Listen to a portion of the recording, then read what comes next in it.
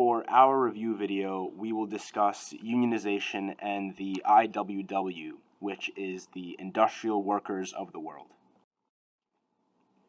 The Los Angeles County Federation of Labor defines a union as an organized group of workers who collectively use their strength to have a voice in their workplace. So, unionization is basically the process of organizing employees into a group or union, and that union interacts and bargains with the employer on behalf of the union members.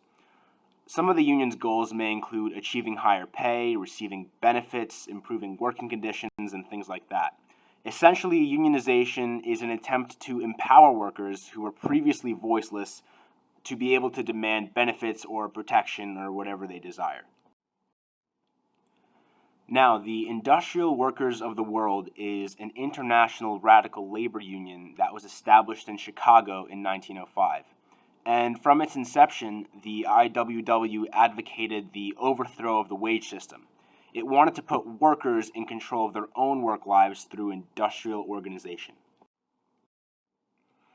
The IWW was built around the concept of social class. It protected the lower-class laborers against some of the injustices done by business owners. In a speech in 1918, Helen Keller said, "The Industrial Workers of the World is a labor union based on the class struggle. It admits only wage earners and acts on the principle of industrial unionism. Its battleground is the field of industry. The visible expression of the battle is the strike, the lockout, and the clash between employer and employed."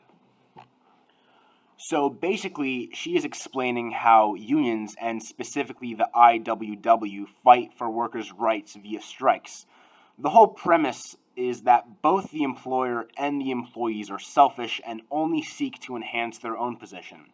Since the employer is generally more powerful, this necessitates worker organization. So this is where unionization stems from. Employers and their workers have been in a struggle for rights and power for centuries. For the majority of this battle, employers have had the upper hand, and the workforce has had minimal rights and terrible working conditions. This began to change in the early parts of the 20th century. There was an upsurge of unions before World War I, which then shrank in the 20s and then exploded in the 30s, 40s, and 50s.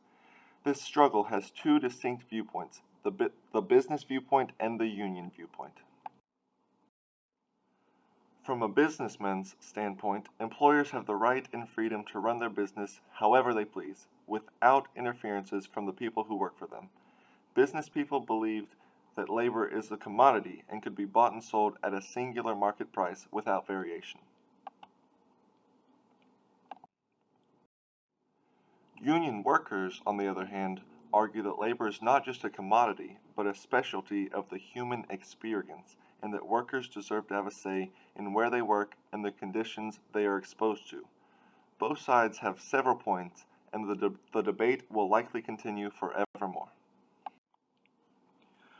From a broader sociological perspective, the IWW, and all unions for that matter, function as a buffer against upper-class capitalist domination. About the IWW's workers, Helen Keller said in that speech, "They are the unskilled, the ill-paid, the unnaturalized, the submerged part of the working class." Essentially, unionization is an organized mode of resistance to traditional social injustices.